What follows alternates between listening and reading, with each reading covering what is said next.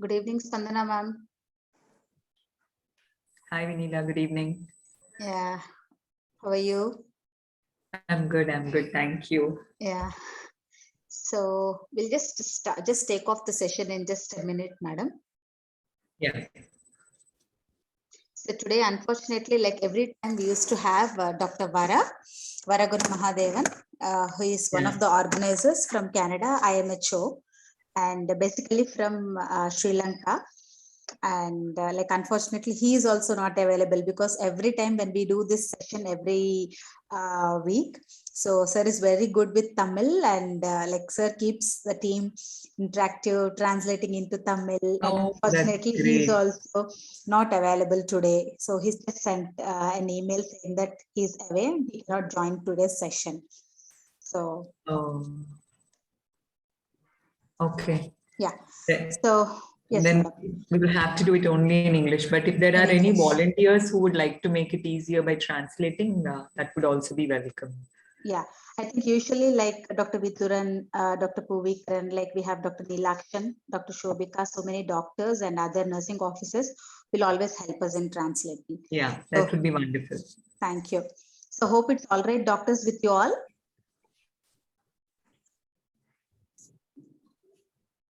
Yeah, I think it's 8:05 and we'll just start our session. Very good evening.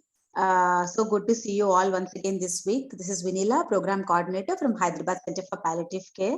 And I have seen most of you have renamed yourself, and a humble and a gentle request that to please kindly turn on your video cameras and keep them on throughout the session. This is very, very important to mark your attendance. And thank you so much. Today, like the first presentation will be done by Mr. S. Kokula Raja. So before I hand over the session to him, once again, a gentle reminder to all the participants to please kindly turn on your video cameras. And this session presentation is going to be for half an hour, 10 minutes for presentation, and maybe 15 to 20 minutes for discussion, depending upon the time, because we have to do 2 test presentations. And over to you, Mr. Kokul Raja. And please introduce yourself. And you, as you all know, we have our one of the senior moderators today, Dr. Spandana Raila. I think we all had a session on overview and introduction to pediatric palliative care by Madam, like a couple of weeks back. And Madam is going to help us with the moderation today. Thank you, ma'am. Thank you for being with us, even in spite of very short notice. Thanks a lot. And over to you, Mr. Kokul Raja. Please introduce yourself and you can start your presentation. Shall I start? Yes, please. My name is Kokul Raja, Nursing Officer, Divisional Hospital, Navakadu.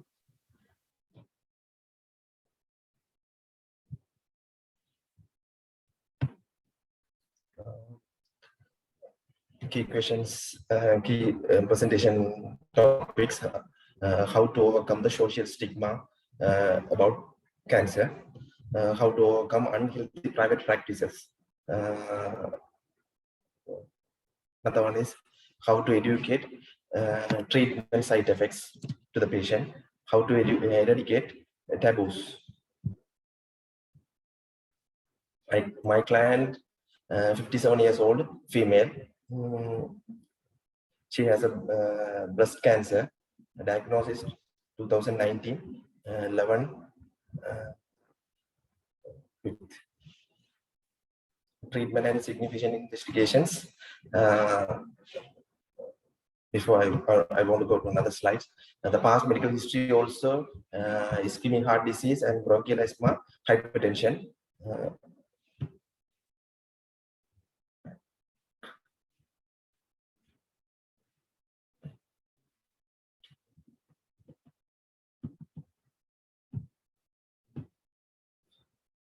Wait 1 minute.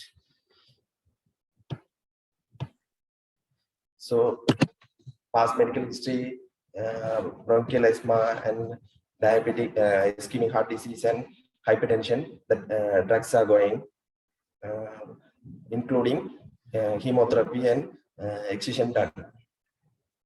Biopsy taken.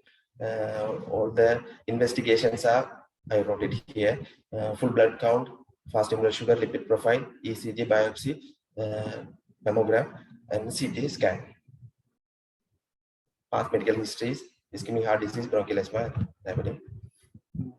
Holistic approach of pain. I discussed with the patient. She told she never feel too much of pain after taken biopsy and excision. Only she feel pain. Only they make that post-op managements, post-op pain management only. Psychological and family history, married, 4 kids, husband alcoholic and labor, very poor educational setup, low income family, poor nutritional level. Spiritual concept, Hindus, family members all are Hindus and fully attached to the taboos. Communication, she able to speak Tamil, but not difficult to write that Tamil. I went to the patient home. At that time, the hospitality is very good. They have invited me, come and sit and what is the reason for you came here and do that. These hospitality activities are very good. But poor education level, that's a reason for they don't know anything. That's the reason I talked to SSO and need the financial support for the clinic follow expenditures, and other supports are provided by the DS office. They don't know. I'll explain very clearly. You can get the support from financial support from the DS office, and she needs counseling because both husband and wife need to counseling. One is wife need to the patient needs to cancer counseling, and husband need to alcohol counseling. Another thing is some of the beneficiaries there. My major concern is overcome the social stigma, and other thing is unhealthy private practice and educational side effects education. Eradicate the taboos. They are believing first. They are thinking it's a social stigma disease. How to live with the community. Community members are thinking different ways. So social stigma is more common in that family. They are very struggling with the social stigma. Don't tell to others. They doesn't like to go for a hospital because the cancer unit is a separate unit in Batticaloa. If they are goes to that unit, the village members or family members see that situation, they will ask why you are going there, what's the problem with you. That's the questions are made by family members, though social stigma is there. They are fear for the social stigma. Another thing is unhealthy private practice. The diagnosis in 2019, but several times she went to private practice doctors, and that doctors told it's a normal abscess. Only we can do the excision, and after that you can cure. No need to more about that that abscess. Several times, she told to me nearly 5 times she went to private practice practitioners. The doctors tell it's a normal abscess. Don't worry about that. They never plan to go for a biopsy or anything. That's an unhealthy private practice leading to moderate state of the CA. That mother. Another thing is husband told to me she went to hospital get the treatment, but now she back to home. She lose the hair.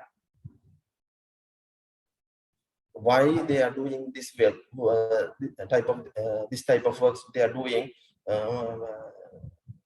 She explained that I lose my hair, my wife hair, and this is not good. They don't know how to treat the disease condition. Like that, she explained. And taboos. Another thing is taboos that family members told to me. First, they went to our traditional pujari. You know that Pusari and traditional healers. She went to several times. She went to do the spiritual, not of spiritual, it's the taboos things they did. I asked to them why you are going in the traditional. That's a pujari healers. At that time, they told it's a nature. We know the pujari did several good things. That's the reason for I went there like that.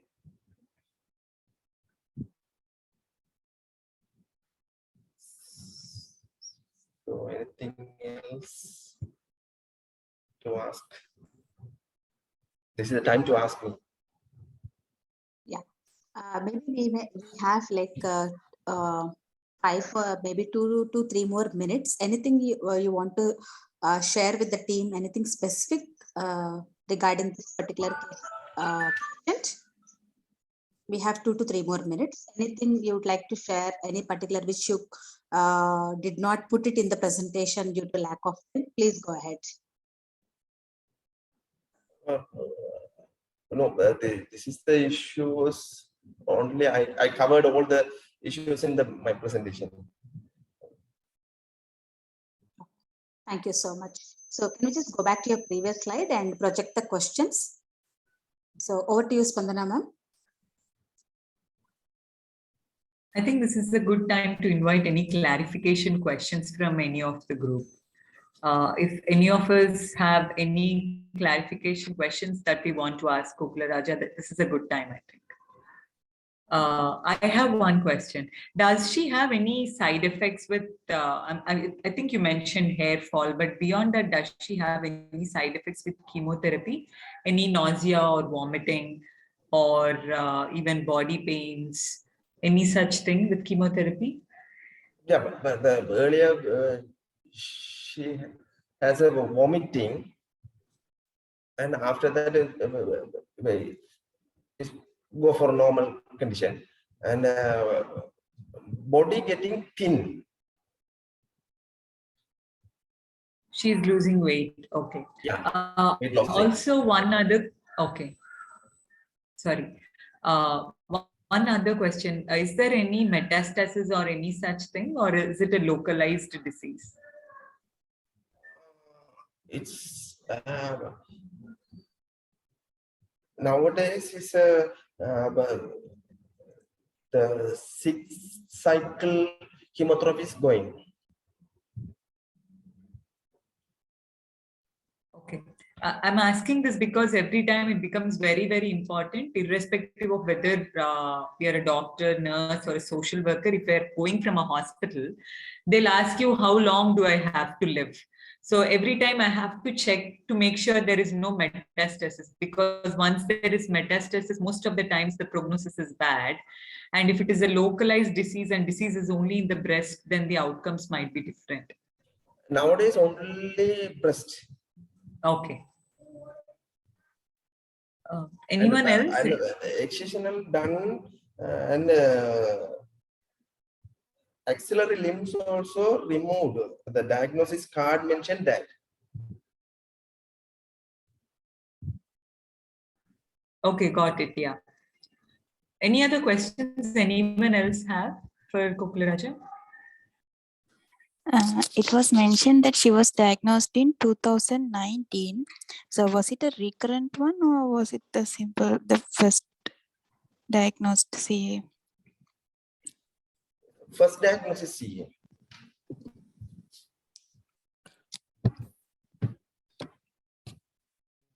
Several times she went to the private practitioners and they neglect the patient, not to neglect, they are not care, they are not to focus on the CA level. It's an abscess. It's a normal breast abscess. We can remove and give the antibiotic, and it's getting normal condition. After the recurrent abscess is coming there.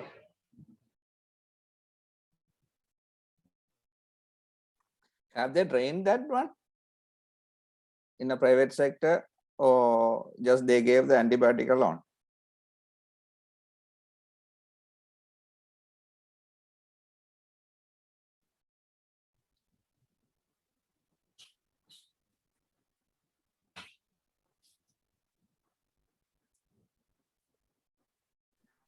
I think the question is, Dr. Kokila Raja, was the abscess drained because the private practitioners were saying it might be an abscess, right? So did they drain it or did they just give antibiotics? They remove the abscess and remove the abscess and give the antibiotics and send it to home. It's a normal condition. You don't worry about that. The client told to me, you don't worry about that. It's a normal abscess. The most of the females are getting like this. Don't worry about that. So axillary lymph nodes are removed, right? So usually when axillary lymph nodes were removed? Now after that, it's a several times she went to private practice, and after that the family members or others are tell to the client, it's like a CA, you go to hospital. And after that she went to 2019, she went to hospital and did that remove that lump and axillary also. So usually we go for mastectomy with the axillary lymph nodes removal, but you have mentioned it as white local excision. That's why I just wanted to clarify that. Sorry, I couldn't catch that.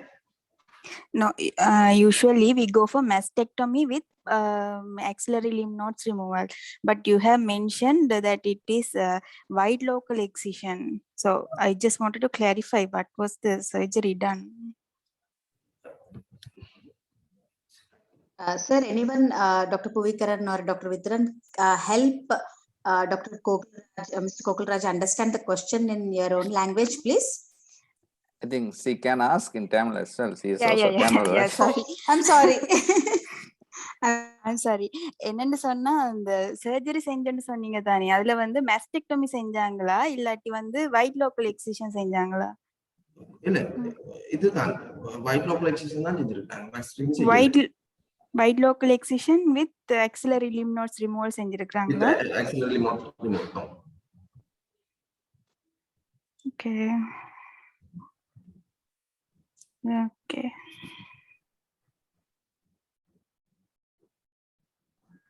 Okay, I think we can begin. If there are no other questions, we can go into the discussion question.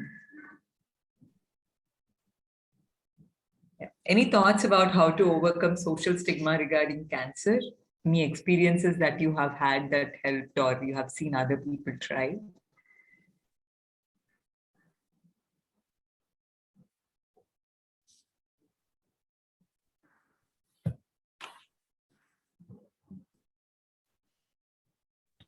Have you experienced, did you ever have to counsel families with cancer?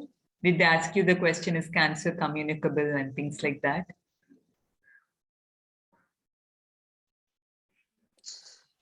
Yes, but we are in that primary care level. So as we didn't counsel anyone as MO cancer or I mean oncology MO in that level.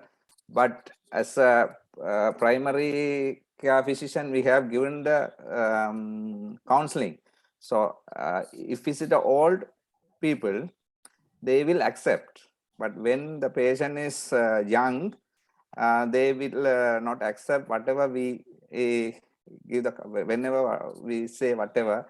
But the thing is, for that we need proper counseling. I think it will be given in the oncology unit. So that's how I had the experience. I think, yeah, from a primary healthcare point of view, I think it's a very valid thing. But I come from a tertiary cancer center, just like Vinila. Right now, I'm on a long leave. But from my experience, medical oncology people don't have the time. They never have the time because they are swamped with so many number of patients, and they are not going to do the counseling. And most of the times, it is us who do the primary healthcare who end up doing all the counseling part of it. So I know we expect them to do, but they are not going to do. It is going to be us. So with that, any thoughts? Yeah, actually we have to do, but thing is the follow-up plans and these things are clearly not given to us, and we don't have the back communication channel also to the tertiary center.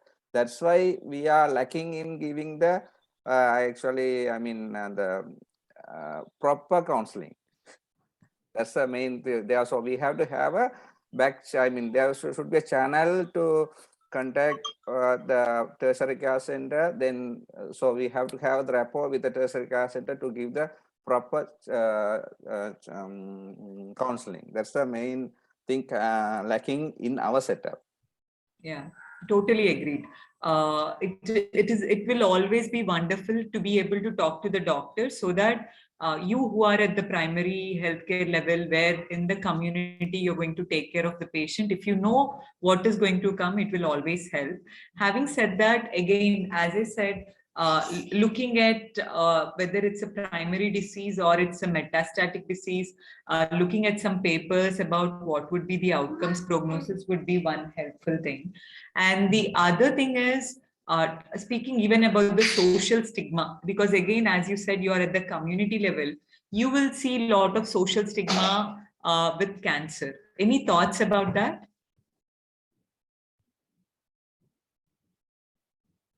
Yeah, but the social stigma there in my area, they know if visit cancer, it is not curable and it is not communicable disease, so they are okay with that. Anyhow, these people are hang around the, I mean, neighbor house words. So they spend a lot of money to go here and there and see several doctors. Not only doctors, they spend money on spiritual things. Those things are going around. So that cannot be stopped. And we also can't say that she is going to die or this is her end, so don't waste your money. Then they said, no, this is our money and we will be trying our best or trying our best to give comfortable or or cure the disease, even though they knows that it cannot be cured, but they do these things. I think societies are very, very similar in a lot of cultural ways. One thing for sure is, what will the extended family say, right? So if I stop treatment, even you are telling me directly that nothing can be done, but my extended family doesn't know that. So if I don't spend money, they'll say that I did not treat my mother or my father because I care about money more than my parents. They're worried about that, about how the society is going to judge them. That is one issue, right? So even the pressure they feel, suppose they are a brother and a sister, and brother is taking care of the mother, then the sister from her husband's house will tell you, don't care about mother, you're not taking her to hospital, you're keeping her at home till she dies. I think that is very, very similar. That will happen in our society. That is one thing. The other part of social stigma, when you said that someone came to their house and you're sitting with the patient and you're talking to the patient, and when the patient starts crying, again, culturally, if it allows, when you touch the patient and they're very hospitable to you, they're giving, they're showing their hospitality, they're giving you a glass of water, or they're offering you coffee or chai. If you drink that chai, it shows them that it is safe to be in their home. A lot of times, educated families, especially my background is pediatrics. So I get these parents and they say, my elder daughter has cancer, but my younger daughter likes to sleep next to her sister. Should I allow it? Right? That is in a way stigma. They're keeping one child away from the other child, thinking cancer will go from one child to the other. So me telling, no, it is totally normal. It is not communicable. That makes a lot of difference. And Vinila and I, we have seen in our community separate plate for cancer patient, separate glass for cancer patient. Just imagine how it will start making us feel. If suddenly today, after you go home, your wife or your mother will tell, you have to eat only in this plate, you cannot touch another plate, right? You will feel they're separating you because of whatever reason it is. So social stigma comes in many ways, in that people don't invite them to functions and all that. That is community level. We talk about even speaking at schools, telling cancer is not communicable. Then speaking to the, I don't know how it works in your country, we have village panchayats, the municipal corporations, the heads, involving them in it, like the headman of the village or the town. I don't know how it works there. So involving them could be one thing. School teachers are one excellent source of people. Then having community health workers, if you have someone like ASHA workers that we have in India, who go to every house and talk to people, even teaching them that cancer is not communicable. There are many ways. One, I think, is the policy level where you can talk on the top and filter it down. The other is the community level where we target teachers, village headman and people like that. And the next is the family level, targeting only one family. So you go back to this family, and if they're not like if they're keeping a separate plate for her, separate glass for her, even addressing that, opening the door, that could be a good thing. The second question, I don't have an answer. How to overcome unhealthy private practices? I don't think there's an answer for that. But one thing I'll tell you, even with the best of the intentions, what I have seen is, especially if your patient is going to a rural practice or a town practice, they don't see many cancer patients. So the first thing they'll think is, even in pediatrics, poor thing gets cancer, acute lymphoblastic leukemia, a fever, they'll give some antibiotic, ask them to come after 5 days. And then fever does not come down, change antibiotic, come back after 5 days. And after 10 days, fever is still there, then they'll do CBP. Counts are increased, platelets are decreased. And then they're thinking platelets are decreased, dengue fever, right? We will transfuse platelets. We will do that. And if this is some uneducated quack or RMP, they'll give a dose of steroids. That will clear all the blast from this thing. So that problem is going to be there again from our community level as long as our health systems will not strengthen. There is no medical oncologist anywhere outside like the main cities of my state here. So if you go away 100 kilometers, 200 kilometers, they are going to go to these private practitioners who don't see much cancer. And the other thing is they're going to go to the quacks. And as you said, quacks, you know what they're going to give. They're going to give some kashayam, which is some plant herbal mixture, or they're going to give steroids, and it is going to help them for a certain period of time. But I would like to hear your take from Sri Lanka about any thoughts about unhealthy private practices, how you're planning to deal with it. It's a very interesting topic, actually. I know we can talk about it for 1 hour, but just few thoughts. Now, we also having that unhealthy practice. The problem is sometimes in the female patients are not ready to expose the breast, those things also, there is a limitation for the real practitioners. But as you said, there are several quacks, so they do whatever you have mentioned. So actually we are also trying, I mean, this is also main problem in Sri Lanka. And in an investigation, there's a barrier for the investigation also. I mean, as you said, in a town, it is they will be able to do for even with a small lump or whatever, they will be able to go for ultrasound and biopsy and like those things. When it's a rural area, there will be a sometimes MO or RMP. They will be sometimes they may miss. Mostly, if as he said, if they as a medical officer, if he examine, I think he will be able to see, I mean, diagnose as cancer because from the appearance. Mostly it will be missed because of not examining. That's why I asked whether they have been drained the abscess. If they have drained, they would have definitely see the lesion, so they would have diagnosed if it's a medical officer. If it's not a medical officer or RMB or quack, it's the other way around. So we are having a huge problem with the quacks, but these kind of things can happen, but very rare because it has been drained also. So if it's a MO, there is a high chance to detect as a cancer. I agree. I see that you are the nominated person for the whole group. No one else is opening their mouth. I'm the next person. That's we are very, very quiet group, madam. From the beginning of the program, since May 5th, I've been seeing all our participants. So no one speaks. Only if someone tries to speak in Tamil, they try to open up. So you and me are very bad. So we don't know like how to communicate in Tamil. I don't know. Sorry. At least I don't know how to communicate in No, Tamil. I don't know.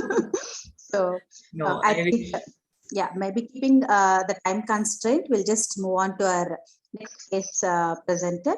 So it's again Dr. Puvikaran. So I have given you the co-host rights, sir. So over to you. Please introduce yourself. And if you still have time, we'll come back to the first questions if still there are any. Over to you, sir. You can change the slides.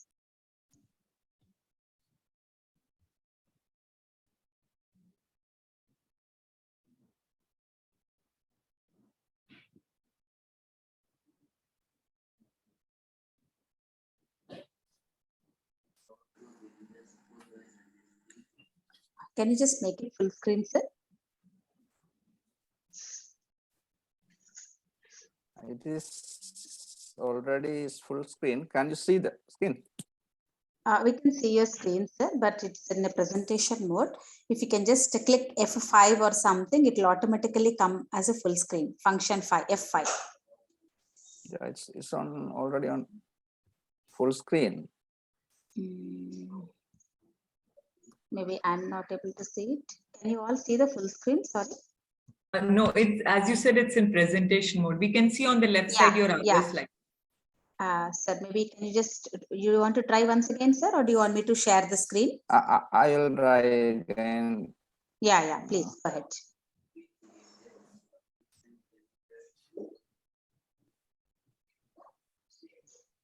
Doesn't close, right?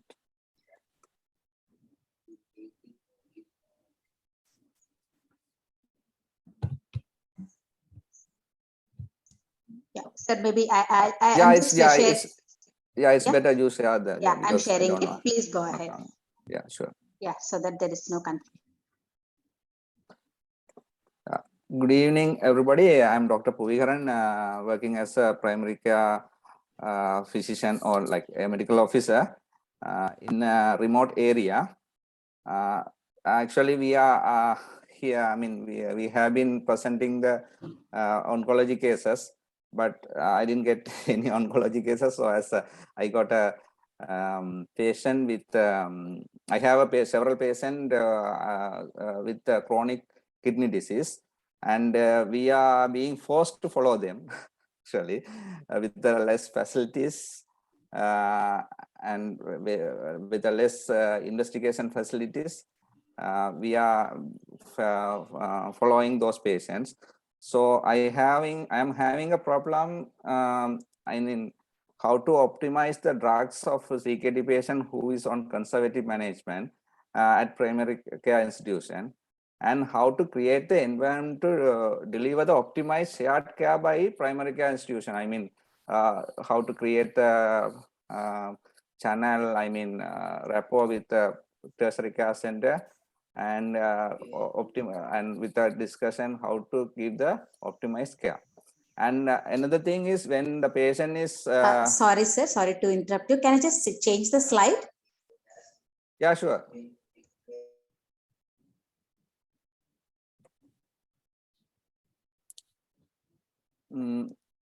Okay. So I'm on this. So another thing is how to convey the life expectancy of end-stage renal failure patient to the patient and the family, because it is depends to the patient to patient, and it depends on how they are being looked after. So these are very difficult. So we may say she might enter life in 6 months or something like that. Then she may live more than that. So those things we have a big issues. Next slide, please. So the patient is 68 years, female. She has been diagnosed in 2021 January with chronic kidney disease stage 4. On that time only she has been diagnosed with hypertension. The bronchial asthma part is not sure, but she has been put on inhalers. So that's why I have. Next slide, please. the treatment is, this is during every admission. So she has been on basically all the drugs. I think you can see there is 18 drugs. So 18 drugs in the end-stage renal failure, it is very difficult. I think because of drugs, she is deteriorating. The next slide, please. So if you look at the this investigation, so on just after diagnosis, her HB was 11. Then just in 4 months, it has been gone to 6.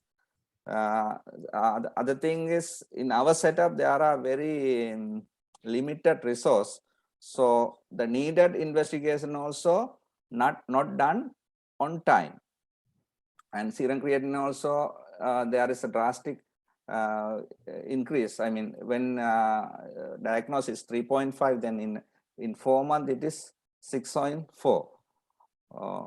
Then again during the last admission, she has been given 2 pints of blood, and the HB was picked up for, I mean, it is 8.6. Where also that serum ferritin is ordered, and it is still pending. And further, there is no plan. I mean, previous slide, please. Previous one, please. Previous. Yeah. Oh, previous one, treatment.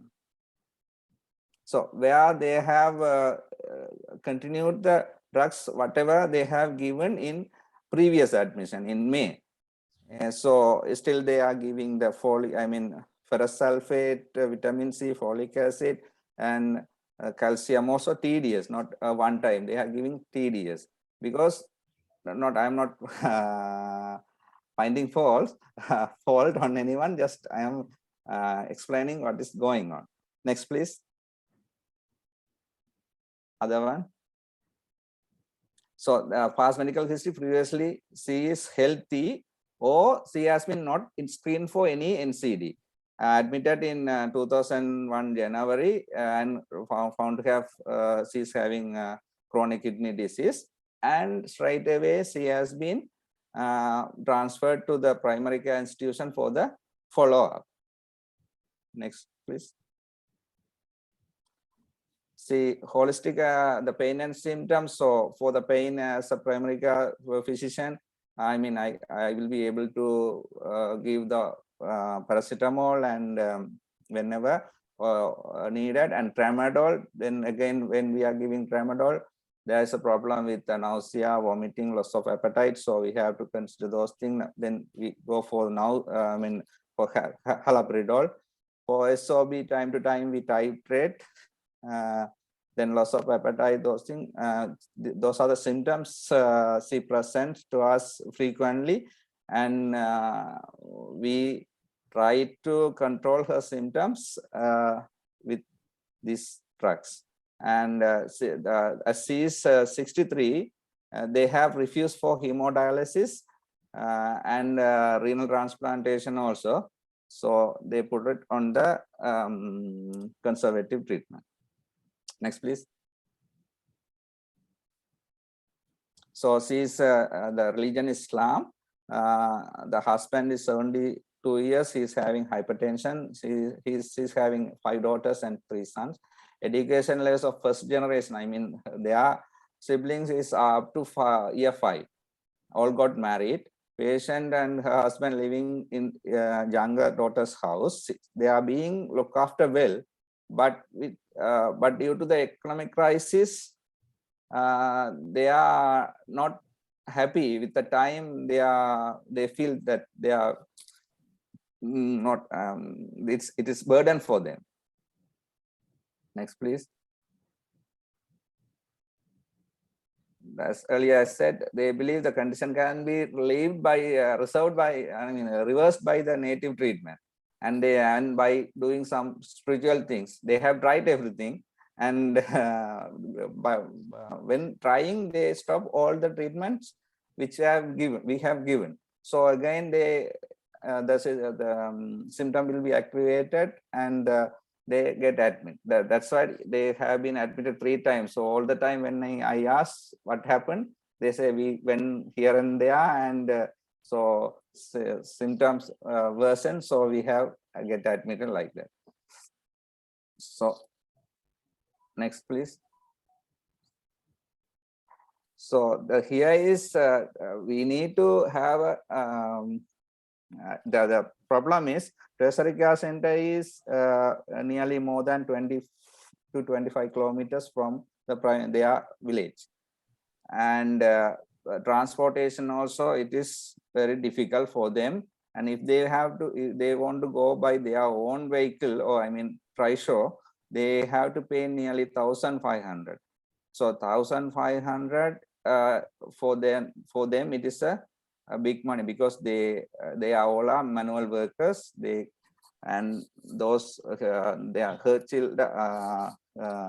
her daughter and sons got married. They also having kids, so they, even for their life, it is not enough.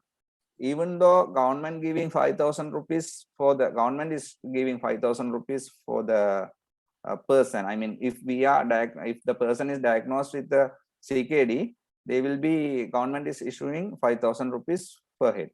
Per head mean only for the patient. So as husband also for 72 years, that money is not enough for the extra expenses. So problem is, if we want to titrate, or if we want to do something from our level, we don't have any proper channel to contact the tertiary care center or get the opinion, whatever. So that is main thing lacking in our setup. Next, please. Yeah, that's it. So my main concern is, as I said, how to optimize the drugs of end-stage renal failure patient at primary care institution, and how to create the environment to deliver the optimized care, optimized shared care in primary care institution, how to convey the life expectancy of the end-stage renal failure patient to the family and for the patient as well. That's it. Thank you.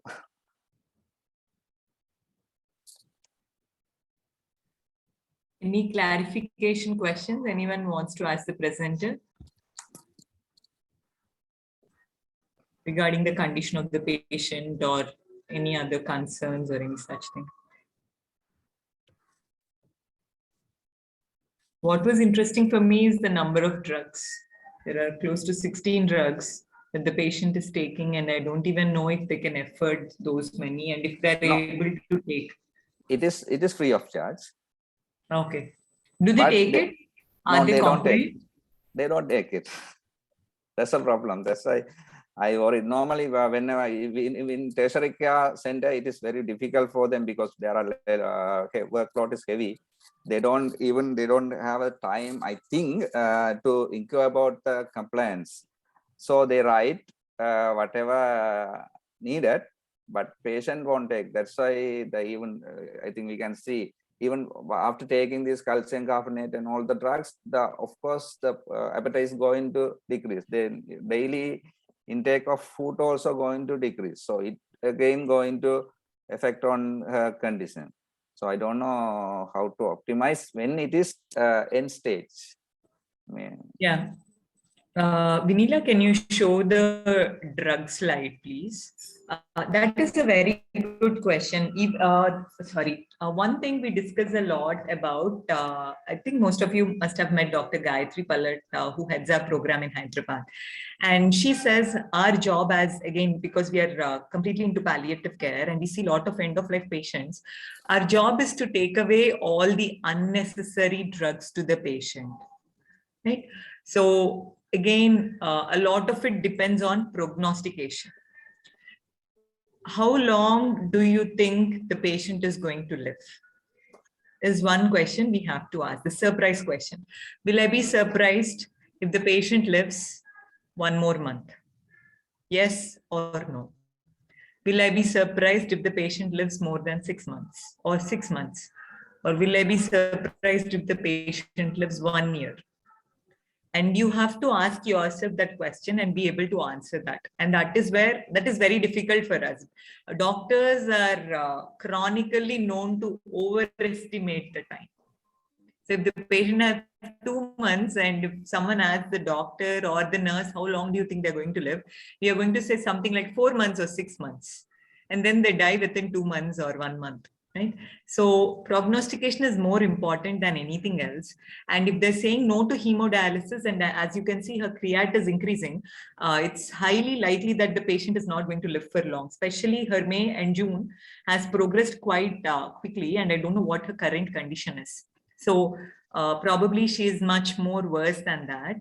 And I would take out more than half the drugs. I would see, I understand why they added folic acid, because chronic kidney disease, they would need, they'll get anemia because of that. So, and then because it is kidney related, her vitamin D will be gone, her calcium absorption will be gone. That's why they added all this. But then I'm thinking about Lasix. How important is Lasix for her? One thing. The other thing is domperidone is there, famotidine is there. So haloperidol is there. I don't know why they're using haloperidol. And Vinila, if you can change to the next slide. What surprised me more, oh, sorry, the next one. There's one more drug slide where they have written one more slide. This one. Nausea, haloperidol is something that we use a lot more when the nausea and vomiting is because of opioid induced, right? And loss of appetite could be because of uremia itself. Her creat is high, that could be causing the loss of appetite. Especially if the patient has gastric stasis, domperidone is helpful. It's a prokinetic agent. So domperidone is good there. Gabapentin, I'm surprised that it's written that poor sleep here, because gabapentin does cause drowsiness, but it is a side effect, not a required effect. It's not a desired effect. So we never prescribe patients gabapentin for sleep. We prescribe it for neuropathic pain, and it may cause the patient to sleep more. So there is a difference between that. Just like I don't write patient morphine for good sleep. I always write probably a benzodiazepine, or if I have access to something like zolpidem or something, I write, right? So there is a difference here. Few medications, I think we can, look at them. Gabapentin, is it really needed or not? Domperidone, is it really needed for her? And especially if there is domperidone and she doesn't need an antipsychotic like haloperidol, should we continue haloperidol? And then there are a lot of drug dosages books where they mention for chronic kidney disease, what is the dose that has to be given. So, sorry, I know I spoke a lot. Anyone wants to interrupt and ask a question? Here, this gabapentin is mainly for the pain, and is like for the pain and for sleep. So that's why the gabapentin is given, but it's not given for 1 month or like that, just for 5-10 days, because all the time they come with pain. So pain, where with the paracetamol alone we can't reduce, and when we give the tramadol, again it is nausea and constipation. So and we can't go for NSAIDs anyhow. So that in that point we have no option. The haloperidol also, when when there's a nausea and vomiting, when there is it's not subside with the domperidone or maxalone, we are in a position to give haloperidol. Okay. Yeah, makes sense. Sorry, I didn't mean to criticize or anything. It's just that there are some things that we do think. But one other thing we can think about is for pain, instead of giving SOS paracetamol, if it's only paracetamol and tramadol, giving paracetamol 6-hourly would be the first step. And since it's an adult patient, 650 milligrams or 500 milligrams, 6-hourly. I know a doctor, I'm sure you all must know Dr. Rajgopal. So I remember him saying it is not an 8-hourly drug, it is a 6-hourly drug. So he says not even TID, make it QID for paracetamol, right? So paracetamol round the clock. If that is not helping, SOS tramadol. But as you said, the nausea is so much more. I did not take tramadol because I got scared that it would cause me nausea, right? Hear so much about it. I had severe pain recently and I did not take tramadol. So that is one thing. And yeah, gabapentin is something we always use for neuropathic pain.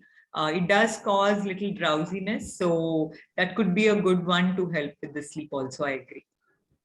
Any other comments regarding the, sorry, go ahead, please. As it is an end-stage renal failure, do we still have to give allopurinol, calcium carbonate, and sevelamer carbonate, all those things? Because we know that the is going to be, now we have to comfort the patient. So I don't know which to omit. Which to withhold. I know. Yeah, it's a difficult decision, and especially if this patient is not on regular follow-up with you, it can be a problem, one. Number two, I think the challenge is if you stop all the drugs and she stops coming to you and she starts going elsewhere, they wouldn't know why you did what you did. And that might not give a complete picture of the patient. So for that, we have to talk about the third question. I know we are almost at the end of it, but any thoughts about how to communicate about short life expectancy for such a patient? And this is a question for other people, not always, Dr. Puvikaran. Other people, any thoughts? How will you tell her? If you tell her 6 months and she lives more than that, they'll think you're a bad doctor. And if you tell 6 months and she'll die in 1 month, they're like, you did not tell us, you did not know.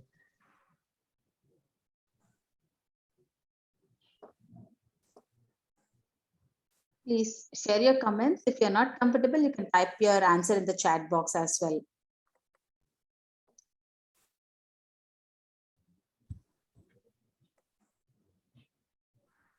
So quiet. Dr. Prashant, Dr. Is it Mithuran. only the issue with the language, or your quiet people, or consultant can tell? I wish consultant tells everything, So then palliative care, we don't have anything to communicate. But I don't think consultant will tell Dr. Kandipan, because the main issue is we do not get training in our medical schools. Because I'm sure your medical schools are just like our medical schools in India, and none of us got any kind of communication training.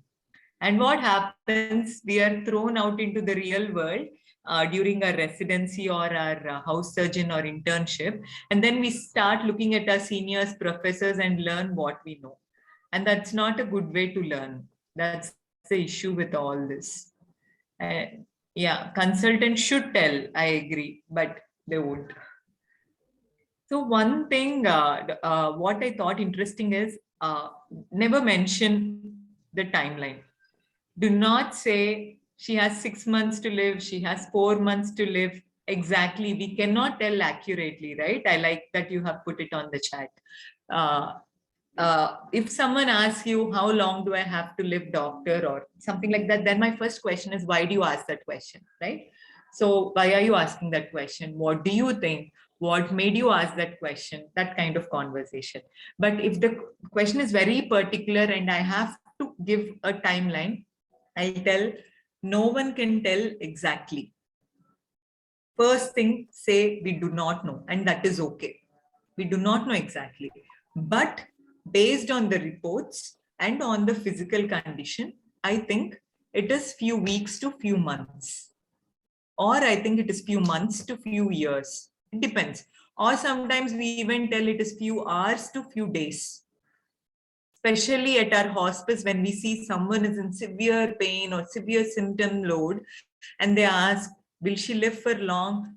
I'll tell them, I cannot tell for sure, but looking at their condition right now, I think it can be few hours to few days only. I hope it is not so, but it looks like that. And if she lives, I'll express my happiness, right? Tomorrow I give all medications, symptomatic medications, and she's happy. Tomorrow she's eating breakfast. I'll tell, I'm so glad she looks better. I thought she's going to die yesterday, and I'm glad the medication helped. I'll tell them that, right? So it is the way you put it to them that makes them happy. You cannot be like, no, I said she'll die in few hours. Why did she live? We don't behave like that, right? So always remember, we cannot tell accurately. Sometimes simple medication like morphine makes so much difference for the patient and they live for longer time. And in the CKD patient, your chronic kidney disease, I'll tell something like, the last test is June, now it's November, I'll repeat the test and I'll say, look, it is increasing. I have a feeling it might be few weeks to few months or few months, and we will take it from there. Are you able to take all the medications? Because if you give me a doctor, one antibiotic, one antipyretic, one mucolytic, one multivitamin, I will not take all the 4 medications. And I'm sure many of you will not take all the 4 medications. So don't expect the patient to take 16 medications every day. And then you say 1, 2, 3, 4 are the most important medications to help preserve your health. And I think these are the medications. So you can separate the medication, put the most important medications in one cover, not very important medications in one cover. And you tell no matter what, you have to take these medications. These medications, if you have a lot of nausea and you're not able to take, it is okay to skip. Maybe that will help. I don't know. Again, it is very, very different, your situation and my situation. But loading them with 16 different medications is not something we want to do with our patients. I'm sorry we did not cover everything, but I hope whatever we discussed, a little of it helps. And if you have any more questions, I can write them to you and send them to you. I mean, Vinila can send a mail out to you. Any other things, like any other urgent burning question you have that you want me to talk about or you want to share? I'm open to listening. I just one question. I just wanted to know what is happening in your country in the primary care setup. Do they have a proper channel to communicate back to the tertiary care center, or is same as what I said? Okay. We are all in the same boat. Thank you. No, we don't have any thing, but what we do is, again, I am out of the system. I'm not a government doctor, but I work in government hospitals with the NGO. So what I learned is a lot of the time doctors don't mind talking to doctors. So if I meet somebody, a government doctor, a neurologist in a different hospital, and that is the referral hospital for me, next time I'm sending a patient, I'll call the doctor and I'll talk to them. So there is a separate medical institute of genetics in Hyderabad. So when I'm referring a patient to I visited the institute once and I spent 2 or 3 hours of my time there talking to the doctor, knowing what they do. So next time I'm sending a patient to her, I call her and I tell, hey, I'm sending a patient to you. Can you just give me an update? So it is very respectful to tell that I'm sending you a patient, and later messaging or calling them might be helpful. Yeah, what Vinila says is right. But again, it's a lot of, communication being done by the middle parties. The medical oncologist is very busy. The primary health center cannot reach them directly. So what we are doing as the middle parties, the NGO who is between these two people, is we are talking to the primary health center and we are not able to connect them directly, but we are talking to the specialist also. And then we are giving back the information to the primary health center. That is one way we are doing it. A lot of times they're quite open to calls or messages, but it takes the time from our side also, which I'm sure many of us do not have. Going and spending 1 hour with the nephrologist might not be possible for many of you, but if you can do that, nothing like it. We learn a lot of subject, and next time you're referring someone, we can do that. But again, I know it is a very difficult one to do. Your job might not allow it. My job allows it, so it's easier for me to tell you that. Dr. Suren is one of the cost coordinator. Thank you, Sapna, for this. But in Sri Lanka, it's easy, that when you are compared to this India, you have a geography and then population and thing. But in Sri Lanka, and we have very good primary care network and thing. The only issue is, and also that we have a very good system, and you would have heard that to manage all these maternal and child and all these things. But when it comes to non-communicable diseases and palliation, so we have because the issue is our people, as you correctly mentioned, the training also issue. Most of the time, even then, majority of the patient come to doctor. So my background is public health and community and family medicine. I teach these more things in primary care and medical students. The main issue here, even people, they don't get enough training in the medical schools to manage, especially chronic pain. They learn a lot of maybe then when they do surgical appointments and things, managing acute pain, but not about the chronic pain. But most of the patients, they ultimately come to doctor to get the pain relief. So we are not, most of us are not having that skill. That's why that made me to get interest when I get to know and then visited Dr. Suresh Kumar to Jaffna. I got interest in palliative care because that the first time I was listening from them that about this chronic pain and thing. So most of our doctors, even specialists, also specialist training also we don't have. That even a specialist particularly they get training in the acute settings, not in the inwards, not in the outpatient setting. But most of the specialists here also they see it, but ultimately I think that